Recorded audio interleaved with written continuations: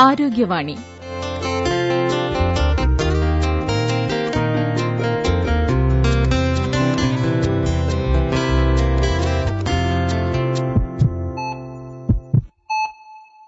നമസ്കാരം പ്രിയ ശ്രോതാക്കളെ, ആരോഗ്യവാണിയുടെ പുതിയൊരധ്യായത്തിലേക്ക് എല്ലാവർക്കും ഹൃദ്യമായ സ്വാഗതം. കഴിഞ്ഞ കുറച്ചു ദിവസങ്ങളായി നാടിനെ നടുക്കിയ കൊലപാതക പരമ്പരകളിൽ വിറങ്ങലിച്ചു നിൽക്കുകയാണ് നമ്മൾ. കഴിഞ്ഞ 2 മാസങ്ങളിൽ റിപ്പോർട്ട് ചെയ്യപ്പെട്ട കൊലപാതക കേസുകളിൽ പകുതിയിലധികവും ലഹരി ഉപയോഗവുമായി ബന്ധപ്പെട്ടു കിടക്കുന്നു. യുവാക്കളും വിദ്യാർത്ഥികളുമാണ് ഈ കേസുകളിലെ പ്രതികളിൽ ഏറിയ പങ്കും. ലഹരി ഉപയോഗം കൂടിവരുന്നതിനെക്കുറിച്ചും യുവാക്കളെയും വിദ്യാർത്ഥികളെയും ലഹരി ഉപയോഗം എങ്ങനെയൊക്കെ സ്വാധീനിക്കുന്നു എന്നതിനെക്കുറിച്ചുമൊക്കെ വിശദമായി ചോദിച്ചു മനസ്സിലാക്കാൻ ഇന്ന് ആരോഗ്യവാണിയിൽ നമ്മോടൊപ്പമുള്ളത് കോഴിക്കോട് മലാപ്പറമ്പ് പ്രവർത്തിക്കുന്ന Chetana centre for neuro psychiatric rehabilitation director doctor PN Suresh കുമാറാണ്. നമസ്കാരം ഡോക്ടർ. ആരോഗ്യവാണിയിലേക്ക് ഹൃദ്യമായ സ്വാഗതം. നമസ്കാരം. ഇക്കഴിഞ്ഞ ദിവസങ്ങളിലായി നടന്ന കുറ്റകൃത്യങ്ങളിൽ പലതിലും ലഹരി ഉപയോഗം ഒരു പ്രധാന വില്ലനായി കടന്നുവരുന്നു. പ്രത്യേകിച്ച് യുവാക്കളിലും വിദ്യാർത്ഥികൾക്കിടയിലുമുള്ള ലഹരി ഉപയോഗം. ഇത് ഇവരെ എങ്ങനെയൊക്കെ സ്വാധീനിക്കുന്നു എന്ന് വ്യക്തമാക്കാമോ സർ? കഴിഞ്ഞ കുറച്ച് വർഷങ്ങളോ അല്ലെങ്കിൽ മാസങ്ങളോ ആയിട്ട് നമ്മൾ പത്രങ്ങളിലും മറ്റ് ദൃശ്യമാധ്യമങ്ങളിലും ഒക്കെ നോക്കുകയാണെങ്കിൽ തീർച്ചയായിട്ടും ഏറ്റവും കൂടുതൽ ലഹരി മൂലം പലവിധ ക്രിമിനൽ പ്രവർത്തനങ്ങളിലും അതുപോലെ തന്നെ ലഹരി പിടിക്കപ്പെടുന്നതും എല്ലാം നമ്മൾ നോക്കുകയാണെങ്കിൽ കുട്ടികളും ചെറുപ്പക്കാരും. അപ്പൊ എന്തുകൊണ്ടാണ് ഈ കുട്ടികളുടെ ഇടയിൽ ലഹരി ഉപയോഗം വർദ്ധിക്കുന്നതെന്ന് തീർച്ചയായിട്ടും നമുക്കൊരു ചിന്തിക്കേണ്ട ഒരു വിഷയമാണ്. കുറച്ചു വർഷങ്ങളായിട്ട് കുട്ടികളുടെ ഇടയിൽ ഉപയോഗം കൂടിയിട്ടുള്ള ലഹരികൾ പൊതുവെ ഇപ്പം ന്യൂജൻ ലഹരി എന്നൊക്കെ വിശേഷിപ്പിക്കുന്ന ലഹരികളൊക്കെയാണ്. അതായത് വളരെ ഈസി ആയിട്ട് ഉപയോഗിക്കാൻ പറ്റുന്ന ലഹരികൾ. അത് വളരെ സുഗമമായിട്ടുള്ള ലഭ്യത നമ്മുടെ നാട്ടിൽ കൊച്ചു ഗ്രാമത്തിൽ പോലും ഇന്നിപ്പം ലഹരി ഉണ്ട് എന്നുള്ളതാണ് അതിന്റെ പ്രത്യേകത. ഓരോ പ്രായത്തിനനുസരിച്ചും കുട്ടികൾക്ക് ഉപയോഗിക്കുന്ന ലഹരി മിഠായികളിൽ ലഹരിയായിട്ട് കിട്ടുന്നുണ്ട്. ചെറിയ പ്രൈമറി തലത്തിൽ പഠിക്കുന്ന കുട്ടികൾക്ക് പോലും ഇപ്പോ സമീപകാലത്ത് ചില ഷോപ്പുകളിൽ നിന്നും അവരുപയോഗിക്കുന്ന മിഠായി കണ്ടെത്തിയപ്പം അതിൽ ഉറക്കഗുളികളുടെ അംശമുള്ള ലഹരി, ചോക്ലേറ്റ് മിഠായി പോലത്തെ മിഠായികൾ, കഞ്ചാവ് പോലും മിക്സ് ചെയ്തിട്ട് ചെറിയ കുട്ടികൾ വരെ ഉപയോഗിക്കുന്ന ലഹരികൾ കണ്ടെത്തിയിട്ടുണ്ടായിട്ടുണ്ട്. പിന്നെ അതിന്റെ കൂടെയാണ് ഇപ്പോഴത്തെ രാസലഹരികളുടെ വരവ്. രാസലഹരികൾ പല രൂപത്തിലും പല ഭാവത്തിലും പല രീതിയിലും എളുപ്പത്തിൽ ഉപയോഗിക്കാവുന്ന രീതിയിൽ ഇപ്പം കിട്ടുന്നു എന്നുള്ളതാണ് അതിന്റെ പ്രത്യേകത. അപ്പൊ ഇത്തരത്തിലുള്ള ലഹരികൾ തീർച്ചയായിട്ടും മനുഷ്യന്റെ തലച്ചോറിനെയാണ് സ്വാധീനിക്കുക. ഈ തലച്ചോറിൽ ഈ ഇത്തരത്തിൽ ലഹരികൾ ഉപയോഗിക്കുമ്പം തലച്ചോറിന്റെ പ്രവർത്തനത്തിൽ പല രീതിയിലും വ്യത്യാസങ്ങൾ വരും. കുട്ടികളെ സംബന്ധിച്ചിടത്തോളം, അതായത് ഒരു 18 വയസ്സിന് താഴെയുള്ള ആളുകൾ, കുട്ടികളെ പറ്റി പറയുമ്പം നമുക്ക് മനുഷ്യന്റേതായിട്ടുള്ള ഒരു സ്വഭാവ രൂപീകരണം, അതായത് അയാൾക്കായിട്ടുള്ള വിവേചനവും വിവേകവും ഒരു യുക്തി സഹിതത്തോടുകൂടി ചിന്തിക്കാനും സമൂഹത്തിന്റെ നിയമസംഹിതത്തെ അനുസരിച്ച് പെരുമാറാനും തെറ്റായിട്ടുള്ള കാര്യങ്ങളിൽ നിന്നും പിന്മാറാനൊക്കെ ആയിട്ട് നമുക്ക് ഉത്തേജനം നൽകുന്ന, നമ്മളെ പ്രേരിപ്പിക്കുന്നത് നമ്മുടെ തലച്ചോറിന്റെ മുൻവശത്തുള്ള ഈ പ്രീ ഫ്രോണ്ടൽ ലോബാണ്. ഈ പ്രീ ഫ്രോണ്ടൽ ലോബിന്റെ പ്രവർത്തനം പൂർണ്ണമായിട്ട് അത് രൂപപ്പെടുന്നത് 18 വയസ്സിന് ശേഷമാണ്. അപ്പൊ ഈ 18 വയസ്സിന് മുമ്പ് ഇത്തരത്തിലുള്ള ലഹരികൾ ഈ കുട്ടികൾ ഉപയോഗിക്കുമ്പം അത് ഏറ്റവും കൂടുതൽ സ്വാധീനിക്കപ്പെടുന്നത് ഈ പ്രീ ഫ്രോണ്ടൽ ലോബിന്റെ പ്രവർത്തനത്തെയാണ്. ഈ പ്രീ ഫ്രോണ്ടൽ ലോബിനെ നമുക്ക് ശരിക്കും ഒരു സിനിമയുടെ ഒരു സെൻസർ ബോർഡായിട്ട് നമുക്ക് വിശേഷിപ്പിക്കാം. അതായത് സിനിമയിൽ മോശമായിട്ടുള്ള കാര്യങ്ങൾ, അനാവശ്യമായിട്ടുള്ള കാര്യങ്ങളെ നീക്കം ചെയ്യുന്നു, അതിനെ മാറ്റി കൊടുക്കുന്നു, എല്ലാം ഈ സെൻസർ ബോർഡാണല്ലോ. ഈ സെൻസർ ബോർഡിന്റെ പ്രവർത്തനം ഇല്ലെങ്കിൽ ഏത് രീതിയിലും നമുക്ക് ഏത് തരത്തിലുള്ള സീനുകളും വെച്ചിട്ട് നമുക്ക് സിനിമ പുറത്തേക്ക് ഇറക്കാം എന്നുള്ള സ്ഥിതിവിശേഷമാണ്. ഈ ലഹരികൾ എന്ത് ചെയ്യുമെന്ന് വെച്ചാൽ, രാസലഹരിയായാലും മദ്യമായാലും മറ്റേത് ലഹരിയായാലും അത് ഈ പ്രീ ഫ്രോണ്ടൽ ലോബിന്റെ പ്രവർത്തനത്തെ മന്ദീഭവിപ്പിക്കുകയാണ് ചെയ്യുന്നത്. പ്രീ ഫ്രോണ്ടൽ ലോബിന്റെ പ്രവർത്തനത്തെ മന്ദീഭവിക്കുമ്പോൾ അതായത് സെൻസർ ബോർഡിന്റെ പ്രവർത്തനം നിലയ്ക്കുന്ന പോലെയാണ്. നമ്മുടെ ഉള്ളിൽ കിടക്കുന്ന ചില മൃഗീയമായിട്ടുള്ള വാസനകളും നമ്മൾ ചെയ്യാൻ പാടില്ലാത്തതും തെറ്റായിട്ടുള്ളതും നമ്മൾ പിന്തിരിപ്പിക്കുന്നത്, നമ്മൾ സ്വബോധത്തോടെ ഇരിക്കുമ്പം നമ്മളെ പിന്തിരിപ്പിക്കുന്ന ചില കാര്യങ്ങൾ ചെയ്യാനായിട്ടൊരു ഉത്തേജനം അല്ലെങ്കിൽ ഒരു ധൈര്യം ഈ ഇത്തരത്തിലുള്ള രാസലഹരികൾ കൊടുക്കും. അപ്പോ ഇത്തരത്തിലുള്ള ലഹരികൾ ഉപയോഗിച്ചവർ സ്ഥിരമായിട്ട് കുട്ടികൾ ഉപയോഗിക്കുമ്പം ഒരു സ്ഥായിയായിട്ടുള്ളൊരു വ്യത്യാസം ഈ പ്രീ ഫ്രോണ്ടൽ ലോബിന് സംഭവിക്കുകയാണ് ചെയ്യുന്നത്. കുറ്റബോധം നഷ്ടപ്പെടുന്നു, എന്തും ചെയ്യാനുള്ള ആവേശം വരുന്നു, എടുത്തുചാട്ടം, അതുപോലെ അക്രമവാസന, സ്വയമായിട്ട് ഉപദ്രവിക്കാനും ആത്മഹത്യയിലേക്ക് പോകാനും കൊലപാതകത്തിലേക്കും വണ്ടി ഓവർ സ്പീഡിൽ ഡ്രൈവ് ചെയ്യാനും എന്തും എങ്ങനെ ചെയ്യാനും ആരെയും പേടിക്കാത്ത രീതിയിൽ ചെയ്യാനുള്ള ഒരു തരത്തിലുള്ളൊരു ഉത്തേജനം ഈ പ്രീഫ്രോണ്ടൽ ലോബിന് ഇത്തരത്തിലുള്ള രാസലഹരികൾ കൊടുക്കുകയാണ് ഉണ്ടാവുന്നത്. അപ്പൊ ഇത്തരത്തിലുള്ള രാസലഹരികളുടെ ഉത്പാദനം, രാസലഹരി മാത്രമല്ല എല്ലാ തരത്തിലുള്ള ലഹരികളും കുട്ടികളുടെ ഇടയിൽ ഇതിന്റെ ഉപഭോഗം വർദ്ധിക്കുന്നതായിരിക്കണം ഇത്തരത്തിലുള്ള അക്രമ പ്രവണതകൾ അടിക്കടി നമുക്ക് സമൂഹത്തിൽ പ്രത്യേകിച്ചും കൗമാരപ്രായക്കാരുടെ ഇടയിൽ വർദ്ധിച്ചു വരാനുള്ള ഒരു പ്രധാനപ്പെട്ട ഒരു കാരണം. കുട്ടികളിൽ ലഹരി ഉപയോഗം വർദ്ധിക്കുന്നതും അതോടനുബന്ധിച്ച് അക്രമ പ്രവണതകളൊക്കെ കൂടി വരുന്നതായി കാണുന്നു. എന്തുകൊണ്ടായിരിക്കാം ഇത് സർ? കുട്ടികളിൽ ലഹരി ഉപയോഗം കൂടുന്നതിനെ കുറിച്ച് നമ്മൾ ചിന്തിക്കുമ്പോൾ തീർച്ചയായിട്ടും നമ്മൾ എടുത്തു പറയേണ്ട ഒരു കാര്യം, എന്തുകൊണ്ട് നമ്മുടെ കുട്ടികൾ ഇങ്ങനെ ഇത്തരത്തിൽ ലഹരി ഉപയോഗിക്കുന്നു, ലഹരി ഉപയോഗം കൂടുന്നു, തീർച്ചയായിട്ടും ഒരു പഠന വിധേയമാക്കേണ്ട ഒരു വിഷയമാണിത്. ഇതില് നമുക്ക് കേവലം ഒരു പ്രശ്നം മാത്രമായിട്ട് നമുക്ക് എടുത്തു പറയാൻ പറ്റില്ല. പലവിധ പ്രശ്നങ്ങൾ, ഇതൊരു ബഹുമുഖ പ്രശ്നമാണ്. സാമൂഹികമായിട്ടുള്ള കാരണങ്ങളുണ്ട് ഇതിന്, സാംസ്കാരികമായിട്ട് വരുന്ന മൂല്യച്യുതി അതിനൊരു കാരണമാണ്, അതുപോലെ തന്നെ മാനസിക പ്രശ്നങ്ങൾ, മനോരോഗങ്ങൾ, അങ്ങനെ നിരവധി പ്രശ്നങ്ങൾ ഇതിന് നമുക്ക് എടുത്തു പറയാനായിട്ട് കാരണമായിട്ട് നമുക്ക് പറയാം. ഇപ്പൊ നമുക്ക് സാമൂഹികം സാംസ്കാരികമായിട്ടുള്ള പ്രശ്നങ്ങളെക്കുറിച്ച് ചിന്തിക്കുമ്പം ഏത് സംസ്ഥാനത്തോ അല്ലെങ്കിൽ ഏത് രാജ്യത്തോ നടക്കുന്ന സാമൂഹികമായിട്ടും സാംസ്കാരികമായിട്ടും വരുന്ന വ്യത്യാസങ്ങൾ, അവിടെ വരുന്ന കൾച്ചറൽ ചേഞ്ച് എന്നൊക്കെ പറയാം. ഇപ്പൊ കേരളത്തെ പറ്റി നമുക്ക് പറയുമ്പം എടുത്തു പറയാൻ നമ്മളൊരു വെസ്റ്റേണൈസേഷൻ ഓഫ് അവർ കൺട്രി എന്ന് പറയും. അതായത് ഇപ്പോ കേരളവും അമേരിക്കയും അല്ലെങ്കിൽ ഓസ്ട്രേലിയയും UK എല്ലാ സംസ്കാരങ്ങളും ഒരേപോലെയായി മാറിക്കൊണ്ടിരിക്കുകയാണ്. നമ്മുടെ കേരളീയ സംസ്കാരത്തിൽ വിദേശ സംസ്കാരം ഉണ്ടാക്കുന്ന ചില മാറ്റങ്ങൾ, അത് പോസിറ്റീവായിട്ടും നെഗറ്റീവായിട്ടും ഉണ്ട്.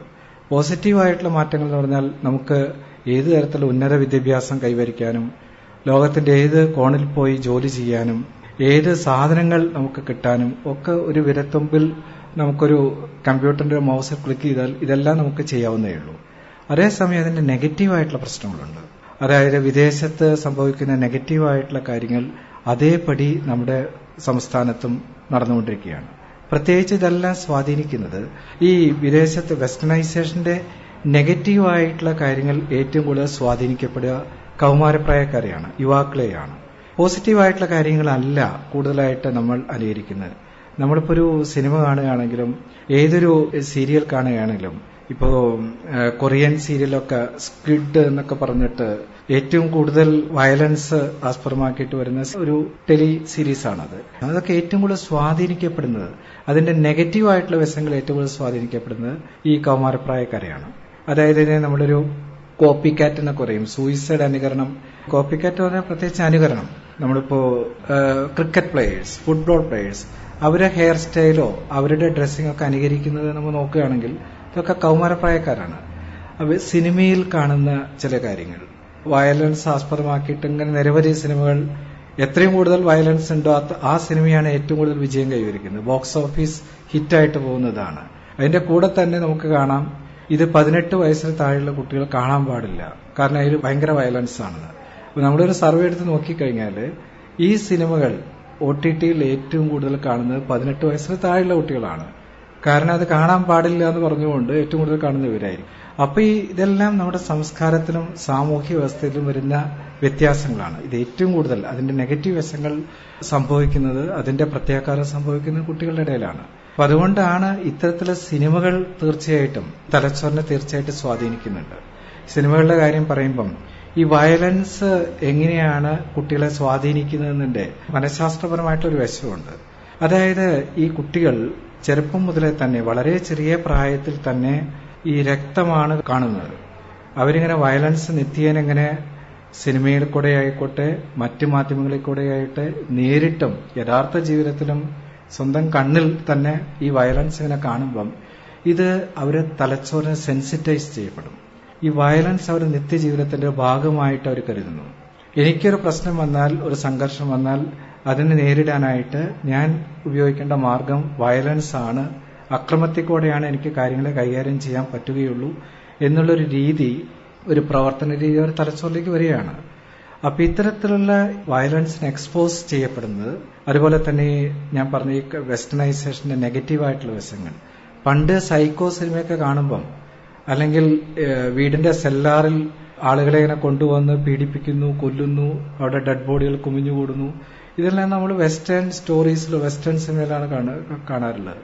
ഇപ്പൊ ഇതൊന്നും ഇവിടെ ഒരു പുത്തരിയല്ലാതായി കഴിഞ്ഞു. അപ്പൊ ഇതെല്ലാം വെസ്റ്റേണൈസേഷന്റെ നെഗറ്റീവ് ഇൻഫ്ലുവൻസ് നമ്മുടെ കൾച്ചറിനെ ബാധിക്കുന്നതിന്റെ ഒരു പ്രശ്നമാണ്.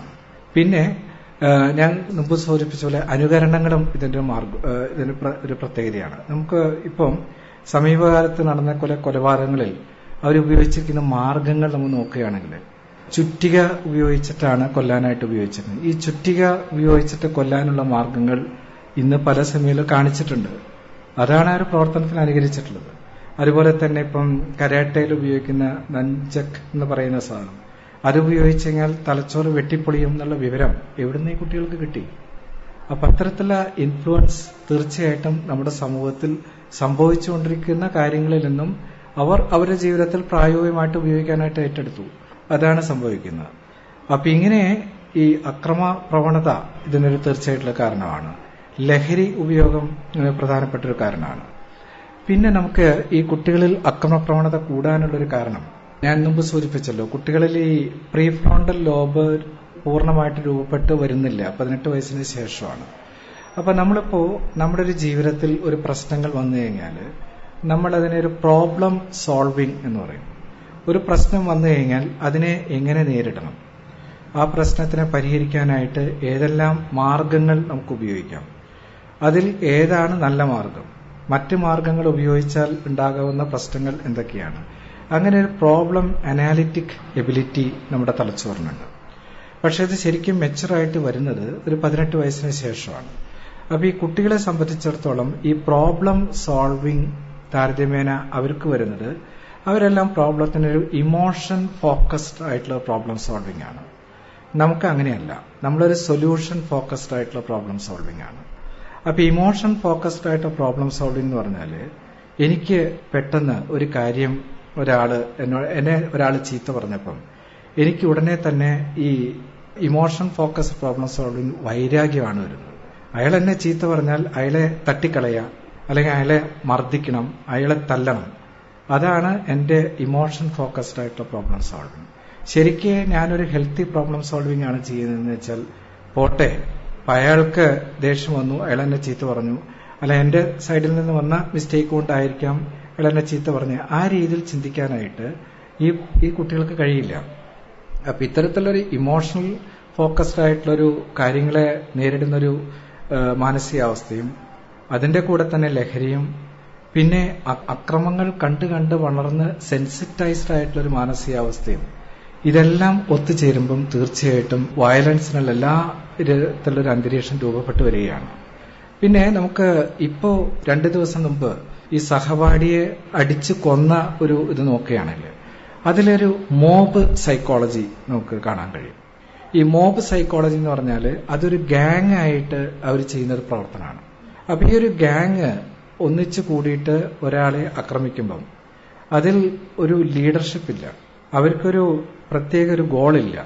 അവര് പലപ്പോഴും ഉദ്ദേശിക്കുന്ന ചിലപ്പം അവനെ അടിക്കണം, അവനെ ഒരു പാഠം പഠിപ്പിക്കണം, നമ്മുടെ ഇപ്പൊ കുട്ടികളുടെ ഭാഷയൊക്കെ പറഞ്ഞാൽ അവനിട്ടൊരു പണി കൊടുക്കണം എന്നൊക്കെ ആയിരിക്കും അവർ ഉദ്ദേശിക്കുന്നത്. പക്ഷേ ഇത്തരത്തില് അവിടെയുള്ള ഓരോ കുട്ടികളും വാശി, അവിടെ ആ തരത്തിലുള്ള പ്രവർത്തനത്തിൽ ഏർപ്പെടുമ്പോൾ ഓരോരുത്തർക്കും വാശിയാണ്. ഞാൻ കൂടുതൽ അടിക്കും, മറ്റവൻ കൂടുതൽ അടിക്കും, അങ്ങനെ വാശി കൂടി അടിക്കുമ്പം അവരുടെ പ്രവർത്തനത്തിൽ ഒരു ടാർഗറ്റ് ഇല്ലാതെ പോകുമ്പം അവിടെ സംഭവിക്കുന്ന എന്താണെന്ന് നമുക്കറിയില്ല. അതാണ് പലപ്പോഴും കൊലപാതകമായിട്ട് മാറുന്നത്. ഒരുപക്ഷെ അവർ ശരിക്കും ഒരു കൊലപാതകത്തിൽ ഉദ്ദേശിച്ചില്ലെങ്കിൽ പോലും ഇത്തരത്തിലെ മോബ് അറ്റാക്കിൽ നമ്മൾ പ്രതീക്ഷിക്കാത്ത പലതും അവിടെ സംഭവിച്ചെന്നിരിക്കും. അതിന്റെ കൂടെയാണ് ഈ രാസലഹരിയുടെ സ്വാധീനം. ഇത്തരത്തിലുള്ള രാസലഹരികളോ മറ്റു ലഹരികളൊക്കെ ഉപയോഗിക്കുന്ന കുട്ടികളാണെങ്കിൽ ഇത്തരത്തിലുള്ള പ്രവർത്തനത്തിന് ആക്കം, തീവ്രത, അവരുടെ ആ അക്രമ പ്രവർത്തിക്ക് ഒരു തീവ്രത കൂടുകയും ചെയ്യും. എരുതിയിൽ എണ്ണൊഴിച്ച പോലത്തെ പ്രവർത്തനത്തിന്റെ പ്രത്യാഘാതമാണ് അവിടെ സംഭവിക്കുക. രക്ഷിതാക്കളും അധ്യാപകരും ഈ വിഷയത്തിൽ എന്തൊക്കെ ശ്രദ്ധിക്കണമെന്നാണ് ഡോക്ടർക്ക് പറയാനുള്ളത്? ഈ കുട്ടികൾ നമ്മളെ ഉപദേശിക്കുന്നത് അവർക്ക് താല്പര്യമില്ല. നമ്മളെ ഉപദേശിക്കുമ്പം അവർക്ക് വെറുപ്പാണ് വരുന്നത്. മാത്രമല്ല ഞങ്ങളെപ്പറ്റി ഒരു ചുക്കും ഈ അധ്യാപകനോ അല്ലെങ്കിൽ മാതാപിതാക്കൾക്കൊക്കെ അറിയില്ല. ഞങ്ങളുടെ മനസ്സറിയാതെയാണ് അവർ സംസാരിക്കുന്നത്, ഒരു വൈബ് കിട്ടുന്നില്ല എന്നൊക്കെ പറയുന്ന ഒരു അവസ്ഥയിലാണ് ഇപ്പൊ നമ്മുടെ സമൂഹം നിൽക്കുന്നത്. തീർച്ചയായിട്ടും ഒരു പരിധിവരെ ഒരു ജനറേഷൻ ഗ്യാപ്പ് അവിടെ ഉണ്ട് എന്നുള്ളത് നമുക്ക് പറയാം. കാരണം നമ്മൾ വളർന്ന ആ തലമുറയല്ലല്ലോ. ഇപ്പോഴത്തെ തലമുറ ഒരു ഡിജിറ്റൽ യുഗത്തിൽ കൂടെ കടന്നു പോകുമ്പം സംഭവിക്കുന്ന ചില മാനസികമായിട്ട് ഒരു വരുന്ന പരിണാമമാണ് ഒരു തലച്ചോറ് വരുന്ന വ്യത്യാസങ്ങളെല്ലാം കാരണം. അപ്പൊ അതുകൊണ്ട് തന്നെ നമ്മളിപ്പം ഇനി ഇവരെ ഉപദേശിക്കുമ്പം നമ്മളിപ്പോ ഒരു രക്ഷിതാവ് എന്നുള്ള നിലയിൽ ഉപദേശിക്കുക അല്ലെങ്കിൽ അധ്യാപകൻ എന്നുള്ള നിലയിൽ ഉപദേശിക്കുമ്പം അതിലൊരു ഡിസ്റ്റൻസ് എപ്പോഴും അവർക്ക് ഫീൽ ചെയ്യുന്നുണ്ട്. അപ്പൊ അതുകൊണ്ട് തന്നെ ഇവരെ വളരെ ചെറിയ പ്രായത്തിൽ തന്നെ, അതായത് മുളയിലെ തന്നെ ഗ്രാസ് റൂട്ടിൽ തന്നെ ഇവരുടെ സ്വഭാവത്തെ നമുക്ക് രൂപപ്പെടുത്തിയെടുക്കുക എന്നുള്ളതാണ് ഒരു പ്രതിവിധി. അപ്പൊ അതിനെ നമ്മളൊരു വീട്ടിൽ നിന്നാണ് തുടങ്ങേണ്ടത്. നമ്മളിപ്പോ ഒരു ഫാദർ അല്ലെങ്കിൽ അച്ഛൻ അമ്മ എന്നുള്ള നിലയ്ക്ക് ഇവരോട് 1 മണിക്കൂറെങ്കിലും ഇവരുടേതായിട്ടുള്ള ഒരു തലത്തിൽ നിന്നുകൊണ്ട്, നമ്മളൊരു അച്ഛൻ അമ്മ എന്നുള്ള ആ സ്ഥിതി വിട്ടുകൊണ്ട് ഇവരുടെ ഒരു ആത്മാർത്ഥ സുഹൃത്ത് എന്നുള്ള നിലയ്ക്ക് അവരുടെ കൂടെ ഇരിക്കുകയും അവരുടെ കൂടെ കളിക്കുകയും അവർ കാണുന്ന കമ്പ്യൂട്ടറോ അല്ലെങ്കിൽ TV പരിപാടികൾ കാണുകയും പുസ്തകം വായിക്കുകയും അവരുടെ ഒരു ഫ്രണ്ടായിട്ട് നിന്നുകൊണ്ട് അവരുടെ മനസ്സിലുള്ള കാര്യങ്ങൾ അവരെ തുറന്നു പറയാനായിട്ട് പ്രേരിപ്പിക്കുന്ന ഒരു സ്ഥിതിവിശേഷം എല്ലാ ദിവസവും 1 മണിക്കൂർ നമ്മളൊരു പ്രൈം അവർ എന്നൊക്കെയാണ് പറയുന്നത്. എല്ലാ ദിവസവും ഈ കുട്ടികളുടെ കൂടെ ഇരുന്നു കഴിഞ്ഞാൽ അവരുടെ മാനസികാവസ്ഥ ഒരു പരിധിവരെ നമുക്ക് മനസ്സിലാക്കാനായിട്ട് പറ്റും. അവര് ഒരു അച്ഛൻ അമ്മയോട് പറയാൻ മടിക്കുന്ന ചില കാര്യങ്ങൾ തുറന്നു പറയും. അങ്ങനെ നമുക്ക് അവരെ മനസ്സിലാക്കാനായിട്ട് കഴിയും.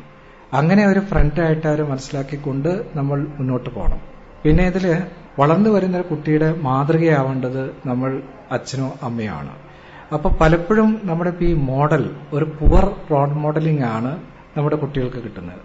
ഒരു അച്ഛൻ അമ്മ എന്ന നിലയ്ക്ക് നമ്മൾ ക്ഷമയോടുകൂടി കാര്യങ്ങൾ ചെയ്യുന്നുണ്ടോ, നമ്മൾ എത്ര കണ്ട് ദേഷ്യം പിടിക്കുന്നു. പല വീടുകളിലും ദേഷ്യം പിടിച്ചാൽ കയർക്കുന്നു, മോശമായിട്ട് വാക്കുകൾ ഉപയോഗിക്കുന്നു, കൂടുതൽ ദേഷ്യം പിടിച്ചാൽ അമ്മയെ കൈവയ്ക്കുന്നു, തിരിച്ചങ്ങോട്ട് കൈവയ്ക്കുന്നു ഒക്കെ ഉള്ള ഇതെല്ലാം കണ്ടു നമ്മുടെ കുട്ടികൾ വളരുന്നത്.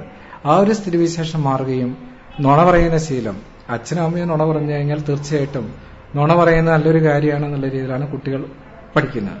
അതുപോലെ ലഹരി ഉപയോഗിക്കുന്ന കുടുംബത്തിൽ ഈ കുട്ടികളും ലഹരി ഉപയോഗിക്കാനുള്ള സാധ്യതയുണ്ട്.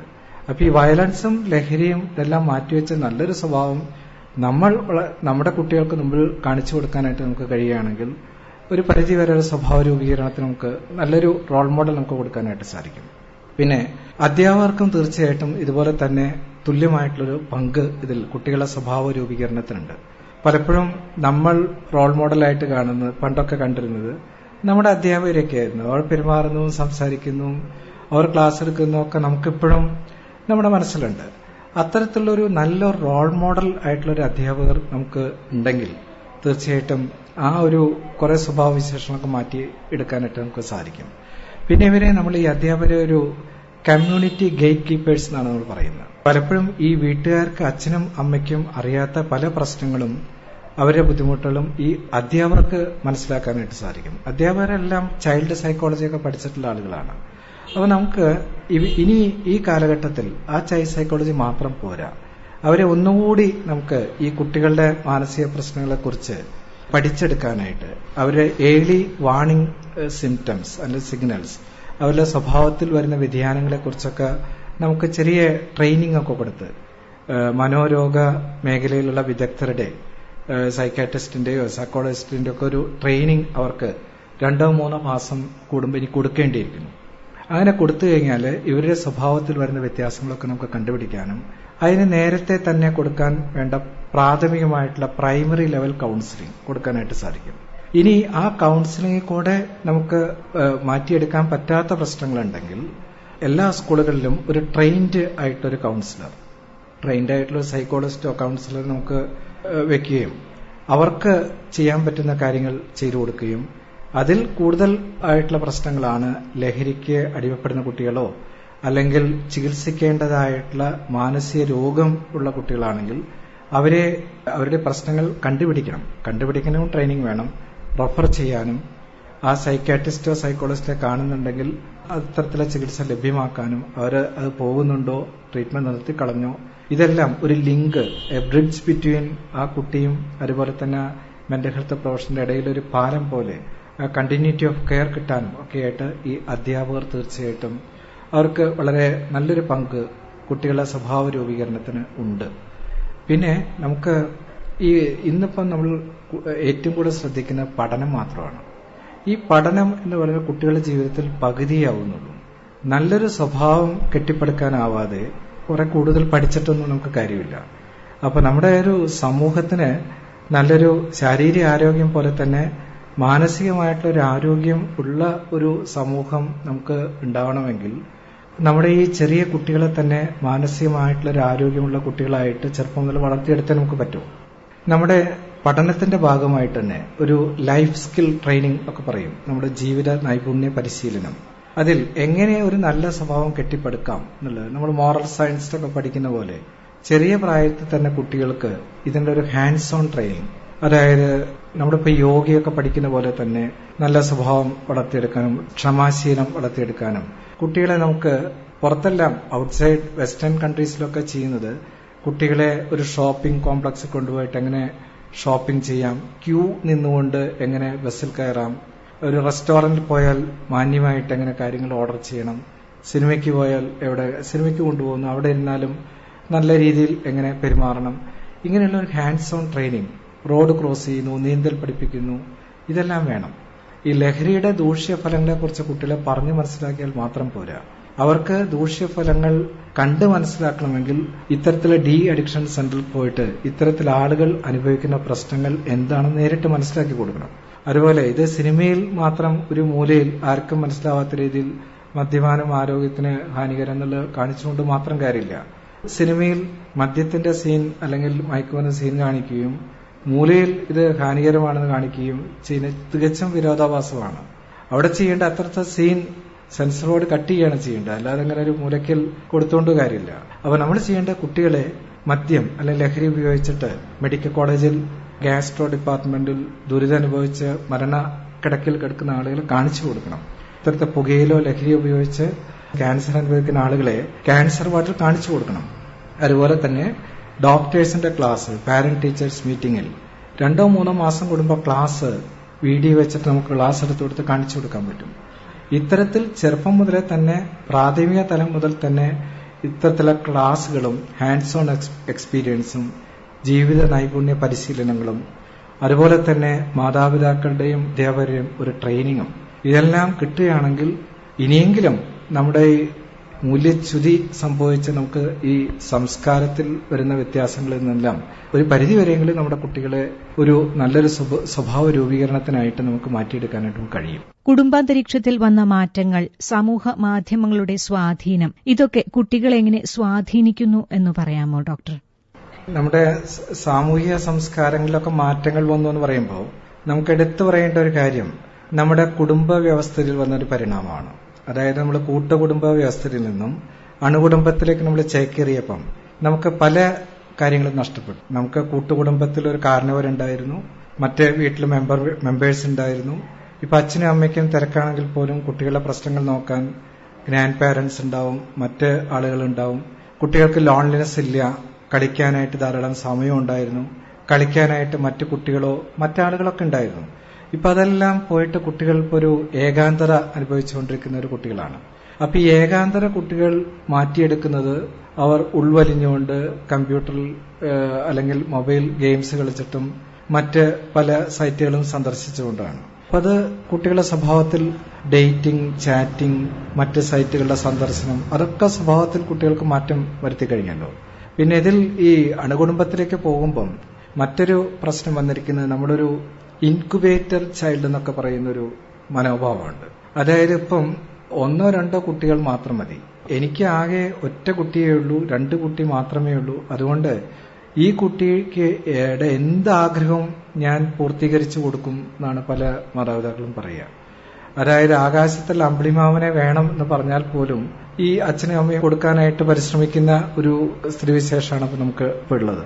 നിത്യവൃത്തിക്ക് വഴിയില്ലാത്ത ഒരു അച്ഛനമ്മയാണെങ്കിൽ പോലും കുട്ടിക്ക് ബൈക്ക് കൊടുക്കുന്നു, അതുപോലെ തന്നെ അവന് ഏറ്റവും നല്ല വിദ്യാഭ്യാസം കൊടുക്കാനായിട്ട് അവർക്ക് കഴിവില്ലെങ്കിൽ പോലും അത്തരത്തിലുള്ള സ്ഥാപനങ്ങളിലേക്ക് അയക്കുന്നു, ട്യൂഷൻ കൊടുക്കുന്നു. പക്ഷെ കുട്ടി പഠിക്കുന്നുണ്ടോ എന്നുള്ളതൊന്നും അവിടെ ശ്രദ്ധിക്കുന്നുണ്ടോ എന്ന് നമുക്കറിയില്ല. അപ്പോ ചെറിയ പ്രായത്തിൽ പോലും സംഭവിക്കുന്ന കുട്ടികളുടെ ആഗ്രഹങ്ങൾക്ക് യാതൊരു ഭംഗവും കോട്ടവും വരാതെ അവർക്കെല്ലാം ഇങ്ങനെ പൂർത്തീകരിച്ചു കൊടുക്കുകയാണ്. മറ്റൊന്നുകൂടി ഇത്തരത്തിലുള്ള കുട്ടികളെ നല്ല സ്കൂളിൽ വിടുന്നത് മാത്രമല്ല, അവരെ ഗേറ്റിന്റെ അടുത്ത് വന്ന് ഓട്ടോറിക്ഷയോ സ്കൂൾ ബസ്സോ വരുന്നു, കുട്ടികൾ പോകുന്നു, സ്കൂളിൽ നിന്ന് തിരിച്ച് അതേ ബസ്സിൽ തന്നെ കുട്ടികൾ പുറം ലോകം കാണാതെ വീട്ടിലേക്ക് തിരിച്ചു വരുന്നു. അപ്പോൾ പുറത്തുള്ള ഒരു ബുദ്ധിമുട്ടുകളും ഒരു അല്ലലും അലട്ടും ഒന്നും അറിയാതെ വളരുന്ന കുട്ടികൾ അവരൊരു 10ാം ക്ലാസ്സിന് ശേഷമായിരിക്കും പുറം ലോകം കാണുന്നത്. അപ്പോഴായിരിക്കും സമൂഹത്തിന്റെ യഥാർത്ഥ മുഖം അവർ കാണുക. അപ്പോഴാണ് അവർക്ക് പലവിധ പ്രശ്നങ്ങൾ നേരിടുന്നത്. മത്സര പരീക്ഷകൾ നേരിടണം, സ്വന്തമായിട്ട് പഠിക്കേണ്ടി വരുന്നു, സ്വന്തമായിട്ട് കാര്യങ്ങൾ നേരിടേണ്ടി വരുന്നു. അപ്പോ ഈ അച്ഛനും അമ്മയ്ക്കും അവരെ സഹായിക്കാൻ പറ്റാത്തൊരവസ്ഥയായിരിക്കും. അപ്പൊ അവർ പെട്ടുപോകും. എങ്ങനെ ഇനി ഞാൻ ഇത്തരത്തിലുള്ള പ്രശ്നങ്ങളിൽ നിന്ന് കരകയറും, എന്നെ സഹായിക്കാൻ ആരും ഇല്ലല്ലോ എന്നുള്ളൊരു കൺഫ്യൂഷൻ. ആ ഒരു കൺഫ്യൂഷൻ, ഒരു ക്രൈസിസ്, ഇമോഷണൽ ക്രൈസിസ് വരുമ്പം പലപ്പോഴും അവരുടെ മാനസികാവസ്ഥ തകർന്നു പോകും. ഇത്തരത്തിലുള്ള മാനസികാവസ്ഥ തകരുമ്പോൾ ഒരുപക്ഷെ ഒരു ലഹരിയിലേക്ക് പോകുന്നു, അവരുടെ സ്വഭാവത്തിൽ റിബല്ലിയസ് ആയിട്ടുള്ള സ്വഭാവം വരുന്നു, അപ്പം സമൂഹത്തിനെതിരായിട്ടുള്ള കാര്യങ്ങൾ ഏർപ്പെടുന്നു. ഇതൊക്കെയാണ് ഇപ്പൊ സംഭവിച്ചിരിക്കുന്നത്. ജോയിന്റ് ഫാമിലിയിൽ നിന്ന് ന്യൂക്ലിയർ ഫാമിലിയിലേക്ക് വരുന്ന പരിണാമത്തിൽ വരുന്നതാണ്. ഇന്നത്തെ കാലത്തെ പാരന്റിങ്ങിനെ കുറിച്ച് ഡോക്ടർക്ക് എന്താണ് പറയാനുള്ളത്? ഈ പാരന്റിങ്ങിൽ 2 തരത്തിലുള്ള പാരന്റിംഗ് ഉണ്ട്. ഒന്നൊരു പെർമിസീവ് പാരന്റിംഗ്. പെർമിസീവ് പാരന്റിംഗ് എന്ന് പറഞ്ഞാൽ എന്റെ കുട്ടിക്ക് ഞാൻ എല്ലാവിധ ഫ്രീഡവും കൊടുക്കും. ഞാൻ അനുഭവിച്ചിട്ടുള്ള ഒരു ബുദ്ധിമുട്ടുകളും ഇല്ലാതെ കുട്ടിയെ ഞാൻ സ്വതന്ത്രനായിട്ട് വളർത്തുന്നതാണ് പറയുന്നത്. സ്വതന്ത്രനായിട്ട് വളർത്തുന്ന കുട്ടിക്ക് എന്തും ചെയ്യാം, എവിടെയും പോകാം, ഏത് സമയത്തും വരാം, യാതൊരു നിബന്ധനകളോ നിഷ്കർഷയോ ഇല്ലാതെ വളരുന്ന കുട്ടികൾ. ആ കുട്ടികൾ അത്ര അമിത സ്വാതന്ത്ര്യം കൊടുത്തു കഴിഞ്ഞാലും കുട്ടികൾ മോശമാവാനുള്ള സാധ്യതയുണ്ട്. ഇനി മറ്റൊന്ന് ഹൈലി പ്യൂണിറ്റീവ് പാരന്റിംഗ്. അതായത് കുട്ടികൾക്ക് യാതൊരുവിധ സ്വാതന്ത്ര്യമില്ല. കുട്ടികൾ അങ്ങോട്ട് തിരിഞ്ഞാലും ഇങ്ങോട്ട് പോയാലും പഠിക്കാൻ ടൈം, പല്ല് തേക്കാൻ ടൈം, എല്ലാം ടൈം ടേബിൾ വെച്ചിട്ട് അതിൽ അണുകിട വ്യത്യാസം വരാതെ എന്തെങ്കിലും ചേഞ്ച് വന്നാൽ കുട്ടികളെ പല രീതിയിലും ശിക്ഷിക്കുന്ന പാരന്റിംഗ്. ഇത്തരത്തിലുള്ള എക്സ്ട്രീം ആയിട്ടുള്ള പാരന്റിംഗ് തീർച്ചയായിട്ടും തെറ്റാണ്. ഈ പ്യൂണിറ്റീവ് പാരന്റിംഗ് കിട്ടുന്ന കുട്ടികളാണ് ഒരു 10ാം ക്ലാസ് കഴിഞ്ഞ് അവർ ഹോസ്റ്റലിലേക്കോ അങ്ങോട്ടൊക്കെ പോകുമ്പോഴാണ് കംപ്ലീറ്റ് വേലി ചാടി സ്വഭാവത്തിൽ വ്യത്യാസം വരുന്നത്. അപ്പൊ നമുക്ക് വേണ്ട ഒരു മീഡിയം അപ്രോച്ചാണ്. എല്ലാം വേണം, അമിത സ്വാതന്ത്ര്യം പാടില്ല, അതേസമയം ചെറിയ ശിക്ഷകളൊക്കെ കൊടുക്കാം. നമുക്ക് ഇന്നിപ്പം ശിക്ഷിക്കാൻ പാടില്ലല്ലോ. ശിക്ഷിച്ചു കഴിഞ്ഞാൽ അച്ഛൻ ശിക്ഷിച്ചാലോ അച്ഛനമ്മമാരെ ശിക്ഷിച്ചാലോ അല്ലെങ്കിൽ അധ്യാപകർ കുട്ടികളെ ശിക്ഷിച്ചാലോ ഒക്കെ ഇപ്പം ഇന്ന് വലിയൊരു ക്രിമിനൽ കുറ്റമായിട്ട് മാറിക്കഴിഞ്ഞു. അപ്പൊ ഇത്തരത്തിലുള്ളൊരു ഫ്രീഡം ഈ കുട്ടികൾ വളരെ അധികം ദുരുപയോഗം ചെയ്യുന്നുണ്ട്. ആ ദുരുപയോഗത്തിന്റെ ഒരു പ്രതിഫലനമാണ് നമ്മളിപ്പോ ഇന്ന് കാണുന്ന ഈ അക്രമമെല്ലാം. നമ്മളെ ഇപ്പോ പണ്ടെല്ലാം അധ്യാപകര് പഠിച്ചില്ലെങ്കിൽ അടിക്കുമായിരുന്നു. പക്ഷെ നമുക്ക് അവരോട് യാതൊരു ദേഷ്യവുമില്ല. അന്ന് എന്നെ അടിച്ച് പഠിപ്പിച്ചുകൊണ്ട് ഞാൻ ഈ രീതിയിലായിപ്പോയി എന്ന് ചിന്തിക്കുന്ന ആളുകളാണ് നമ്മുടെ ഭൂരിഭാഗം ഇന്നത്തെ മുതിർന്ന ഒരു തലമുറ. ആ രീതിയിൽ നമുക്ക് അത്ര ശിക്ഷയില്ലെങ്കിലും ചെറിയ ശിക്ഷകളൊക്കെ കൊടുക്കുക എന്നുള്ള നമുക്ക് ഒരു സ്വഭാവ രൂപീകരണത്തിൽ വളരെ ആവശ്യമാണ്. ഒരു ശിക്ഷയും കൊടുക്കാതെ കുട്ടികളെ വളർത്തിക്കഴിഞ്ഞാൽ അതിന്റെ ഒരു പരിണിതഫലം അതിഭയങ്കരമായിരിക്കും. അതിന് കൊടുക്കേണ്ട വിലയും വളരെ വലുതായിരിക്കും എന്നാണ് എനിക്ക് പറയാനുള്ളത്. വളരെ പ്രധാനപ്പെട്ട നമ്മുടെ ജീവിതത്തിൽ പ്രാവർത്തികമാക്കേണ്ട ഒട്ടേറെ കാര്യങ്ങളാണ് ഡോക്ടർ നമ്മളുമായി ഇതുവരെ പങ്കുവച്ചത്. ഡോക്ടറുടെ ഓരോ വാക്കുകളും ഈ കാലഘട്ടത്തിൽ വളരെ പ്രസക്തമാണ്. ഡോക്ടറുടെ വിലപ്പെട്ട സമയം ആരോഗ്യവാണിക്ക് വേണ്ടി മാറ്റിവെച്ചതിൽ നന്ദി അറിയിക്കുകയാണ്. Thank you so much sir. Thank you ആകാശവാണിക്ക് ഇങ്ങനെ എന്നെ ഈ ഒരു പരിപാടിക്ക് വേണ്ടി എന്നെ വിളിച്ചതിൽ എന്റെ അകമഴിഞ്ഞ നന്ദിയും സന്തോഷവും അറിയിക്കുന്നു. Thank you. ലഹരി ഉപയോഗം പുതുതലമുറയെയും സമൂഹത്തെയും എങ്ങനെയൊക്കെ സ്വാധീനിക്കുന്നു എന്നതിനെക്കുറിച്ച് Chetana centre for neuro psychiatric rehabilitation director doctor PN Suresh കുമാറുമായി ഡോക്ടർ സൂര്യ VS നടത്തിയ അഭിമുഖമാണ് ആരോഗ്യവാണിയിൽ ഇതുവരെ കേട്ടത്. മറ്റൊരു വിഷയവുമായി ആരോഗ്യവാണി വീണ്ടും അടുത്തയാഴ്ച.